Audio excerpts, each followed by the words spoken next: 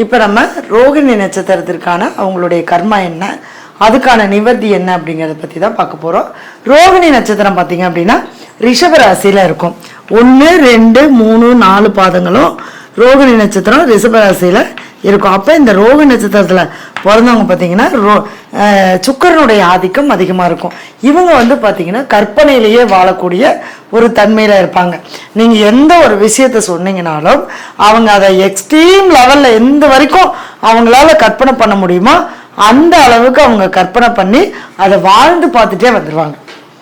அந்த அளவுக்கு இவங்களுக்கு கற்பனை சக்தி அதிகமாக இருக்கும்.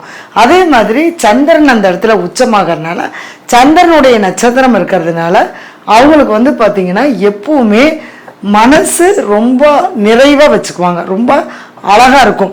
எதை பேசினாலும் அவங்க மற்றவங்களை கவர்ந்து இழுக்கக்கூடிய ஒரு வகையில் தான் இவங்க பேசுவாங்க. அந்த மாதிரி உள்ளவங்க தான் இந்த ரோகிணி நட்சத்திரத்தில் பிறந்தவங்க.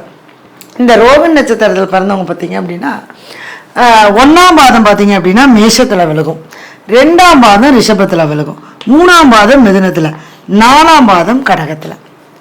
அப்போ இந்த 1ஆம் பாதத்தில் பிறந்தவங்களுக்கு வந்து பார்த்தீங்க அப்படின்னா என்னதான் அவங்க கற்பனையில் வந்து வாழ்ந்தாலுமே கூட அவங்களுடைய முயற்சிக்கு தகுந்த பலன் கிடைக்காது. எண்ணங்கள் கற்பனைகள் எல்லாமே இருக்கும், அதை செயல்படுத்த முடியாது. அந்த செயல்படுத்தும் போது ஒரு தடை வந்து குறுக்க நேர்ந்துடும். இது யாருக்கு? இந்த 1ஆம் பாதத்தில் பிறந்தவங்களுக்கு. அதே மாதிரி இவங்க வந்து பார்த்தீங்கன்னா நிறைய விரைய செலவுகள் இவங்களுக்கு ஆகும். எதை செஞ்சாலுமே ஒரு விஷயத்துக்கு போனாங்கன்னா அதில் 10 ரூபாய் செலவாகிற இடத்துல அவங்களுக்கு 100 ரூபாய் செலவாகும். அந்த மாதிரி அவங்க செலவு பண்ணிட்டு வருவாங்க. அடுத்தது வந்து பார்த்தீங்க அப்படின்னா 2ஆம் பாதத்தில் பிறந்தவங்களுக்கு வந்து பார்த்தீங்க அப்படின்னா அதாவது 1ஆம் பாதத்தில் பிறந்தவங்களுக்கு தாயுடைய அன்பு கிடைக்காது. என்னதான் அவங்க தாய் மாதிரி தாய் மேலே ரொம்ப பாசம் வச்சிருந்தாலும் கூட அவங்களுக்கு தாயுடைய அன்பு கிடைக்காது. அதே மாதிரி சொந்த வீடு சொத்து இது அமையறதுல அவங்களுக்கு பிரச்சனைகளை கொடுக்கும். அப்படியே அமைஞ்சாலும் கூட அதை அவங்க முழுசாக அனுபவிக்கிறதுக்கான அந்த வாய்ப்பு அவங்களுக்கு கிடைக்காது. அடுத்தது 2ஆம் பாதத்தில் பிறந்தவங்களுக்கு வந்து பார்த்தீங்க அப்படின்னா மனசு, இளைய சகோதர உறவு, என்னதான் இளைய சகோதர உறவு இவங்களுக்கு செஞ்சாலும் இவங்களுக்கு அது திருப்தி அடையாது. அதே மாதிரி இளைய சகோதர உறவின் மூலமாக இவங்களுக்கு லைஃப்ல ஒரு பாதிப்பு கொடுக்கும். அது சகோதரியா இருந்துட்டா இன்னும் சொல்லவே வேண்டாம். ஏன்னா சந்திரன் சுக்கிரன் சேரும்போது அங்க பெண்கள் சம்மந்தப்படுவாங்க. அப்போ இளைய சகோதர உறவு பெண் உறவாக இருந்தால் அந்த உறவின் மூலமாக இவங்களுக்கு மன உளைச்சல் நெருக்கடி கண்டிப்பாக கொடுப்பாங்க. அதே மாதிரி என்ன முயற்சி பண்ணாலும் முயற்சி அதிகமாக இருக்கும், பலன் கிடைக்காம போயிடும். அதே சமயத்தில் இவங்களுக்கு எண்ணங்கள் செயல்கள் எல்லாமே பெரிய அளவில் இருந்தாலும் அதை செயல்படுத்துறதுக்கான அங்கீகாரமும் அந்த முயற்சி எடுக்கிறதுக்கு உண்டான பலனும் அவங்களுக்கு கண்டிப்பாக கிடைக்காது. அடுத்தது 3ஆம் பாதத்தில் பிறந்தவங்களுக்கு இவங்களுக்கு வந்து பார்த்தீங்க அப்படின்னா ஒரு பணம் பொருளாதாரம் எவ்வளோ வந்தாலும் செலவாயிட்டே இருக்கும். பணத்தை கையில் வச்சிருக்க முடியாது. அதே மாதிரி கொடுத்த வாக்குறுதியை காப்பாற்ற முடியாது. அதே சமயத்தில் இவங்க யாருக்காவது ஜாமீன் கொடுத்து போட்டு கடன் இது வாங்கி கொடுத்துட்டாங்க அப்படின்னா அந்த கடனை இவங்க தான் கட்டுற மாதிரி இருக்கும். அந்த கடன் கொடுத்தவங்க அவங்க பாட்டுக்கு போயிடுவாங்க, இவங்க தான் அந்த கடனை கட்டுற மாதிரி இருக்கும். ஏன்னா அந்த 2ஆம் பாவம் சொல்லக்கூடிய பொருளாதாரத்தை ரொம்ப பாதிக்கும். அதே மாதிரி குடும்பம் அமையறதுல லேட் ஆகும். அதே சமயத்தில் குடும்பம் அப்படியே அமைஞ்சாலும் இவங்க குடும்பத்தில் இவருடைய பேச்சுக்கு மதிப்பு மரியாதை இருக்காது. ரோகிணி நட்சத்திரம் 3ஆம் பாதத்தில் பிறந்தவங்களுக்கு. அடுத்தது ரோகிணி நட்சத்திரம் 4ஆம் பாதத்தில் பிறந்தவங்களுக்கு கரெக்டாக சந்திர திசை கரெக்டாக என்னன்னா அவங்க பிறந்து ஒரு 4 வயசுக்குள்ள ஒரு தாய்க்கு ஒரு கண்டத்தை கண்டிப்பாக கொடுத்தே தீரும்.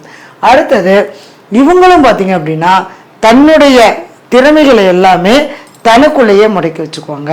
இவங்களுடைய மனசு நினைக்கும் நான் அதை பண்ணலாம் இதை பண்ணலாம் அப்படின்னு.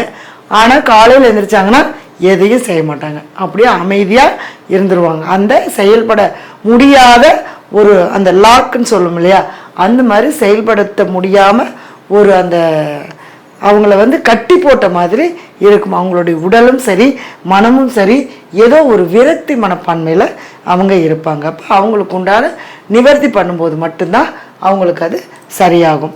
அப்போ இந்த ரோகிணி நட்சத்திரத்தில் 4 பாதத்தில் பிறந்தவங்க அவங்க பிறந்த மாசத்துல வரக்கூடிய ரோகிணி நட்சத்திரத்தன்னைக்கு காஞ்சிபுரத்துல பாண்டதூத பெருமாள், காஞ்சிபுரத்துல பாண்டதூத பெருமாள்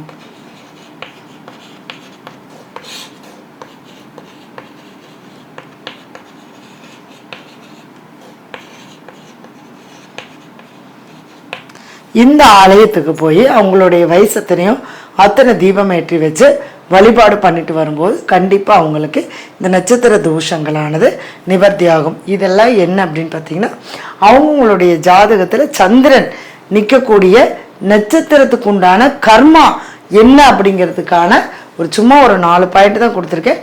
இன்னும் நிறைய விஷயங்கள் இருக்குது.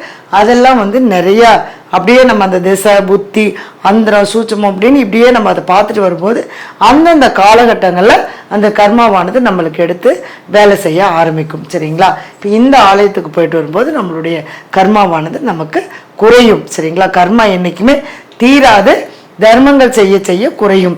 இவங்க பார்த்தீங்கன்னா மேக்சிமம் அன்னதானம் பண்ணணும். ஏன்னா சந்திரனாலே உணவு, சந்திரனா தண்ணி. அப்போ தண்ணி அன்னம் கண்டிப்பாக தானம் பண்ணிட்டு வரணும். அவங்க கோயிலுக்கு போகும்போது ஒரு 10 பேத்துக்காவது அவங்க சாப்பாடும் தண்ணியும் தானம் கொடுத்துட்டு அந்த கோயிலுக்கு போயிட்டு வரும்போது அவங்களுக்கான கர்மாவானது அவங்களுக்கு குறைஞ்சு அவங்களுடைய வாழ்க்கையில் நல்ல முன்னேற்றத்தை கொடுக்கும். நம்பிக்கையோடு செய்யுங்க, நல்லதே நடக்கும். நன்றி.